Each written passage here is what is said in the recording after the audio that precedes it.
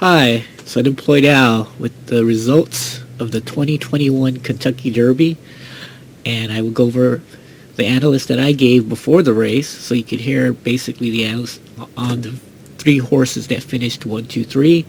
The order of finish, of course, was Medina Spirit, the number 8 horse.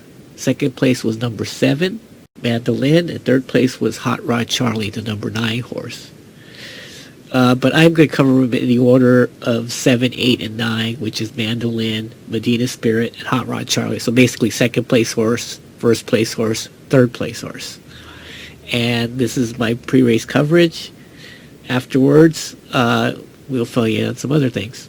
Thanks.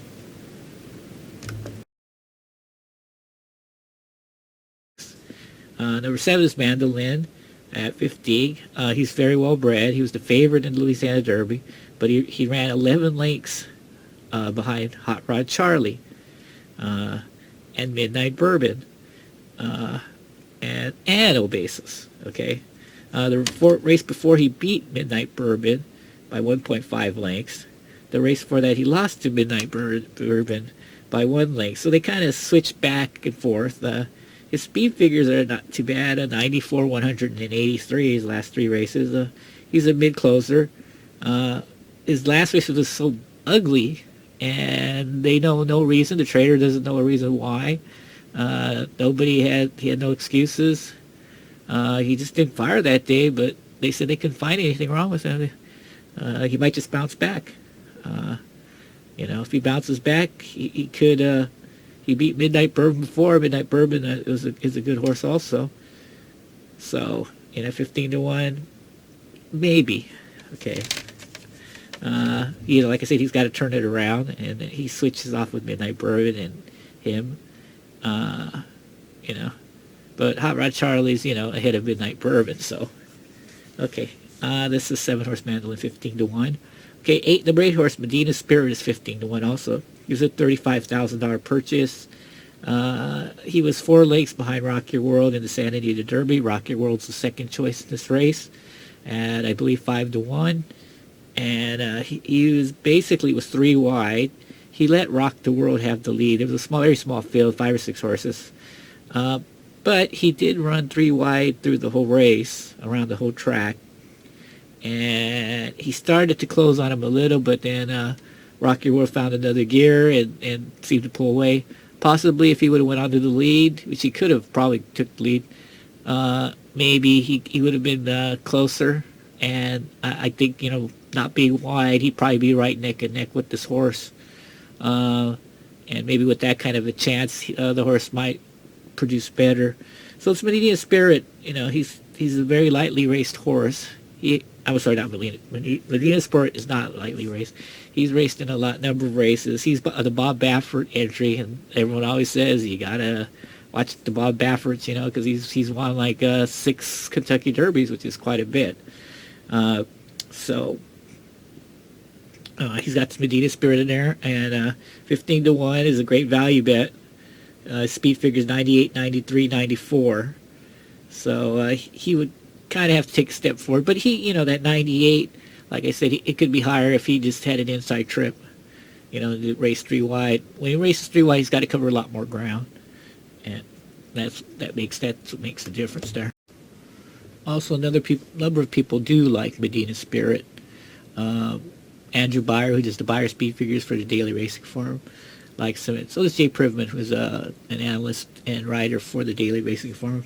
Both of them have been in horse racing for many, many years.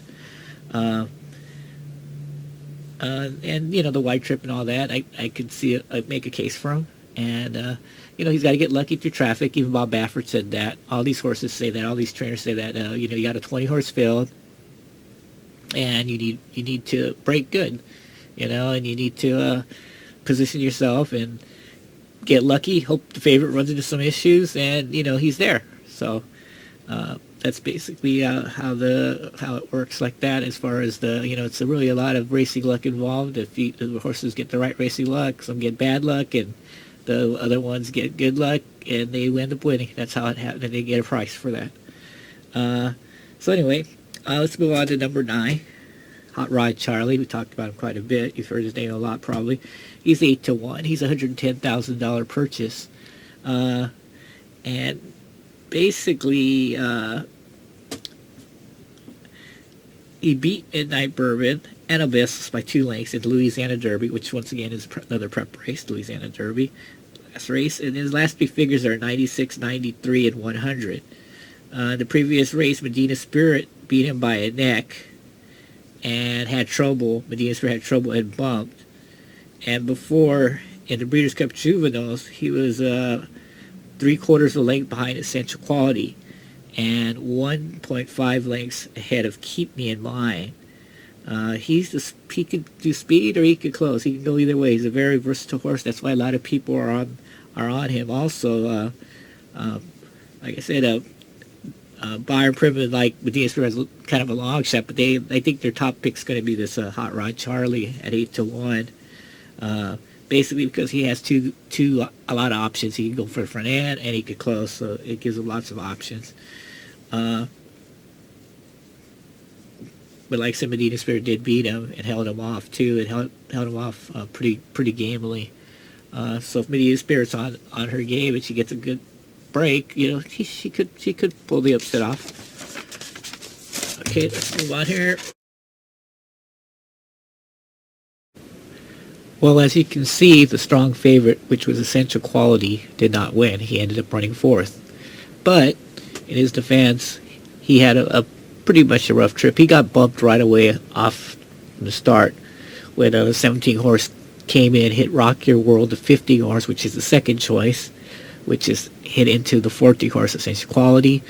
Essential Quality ended up running wide around the whole track, about 4 wide, covered a lot of ground, and was closing at the end and just missed out by maybe a length and a half or so to the winner.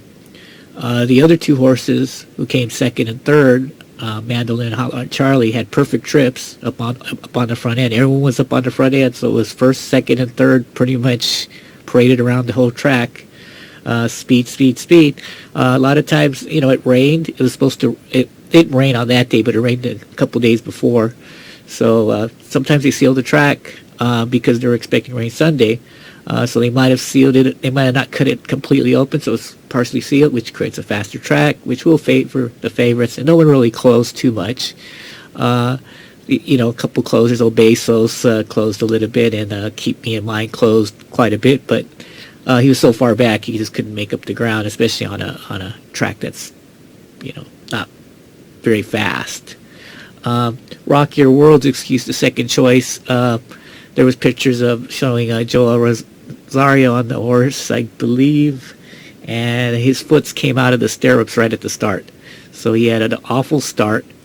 How can a jockey get a horse out of the gate if his feet aren't even in the stirrups? No one knows exactly why, but these gates are a lot thinner because they have 20 position gates. 20 horses can fit in this gate. So very possibly the starter or the horse went sideways, hit his feet on the side. The starter could have done something, was holding the horse, a number of things. But anyway, he lost the race right off the bat right there, so he never was in the race. And that's what gave the opportunity for Medina Spirit just to keep on running, which it did, because Rock Your World was supposed to be up there to challenge him and give him some type of a speed duel. And it might have changed things, maybe not, because the track was speed favoring that day. Anyway, we will get to you on the Preakness picks. Also, I'll give you a quick video on Bob Baffert's so-called doping of horses. And we'll have those Preakness picks for you also soon before the Preakness. And good luck to you guys. Thanks.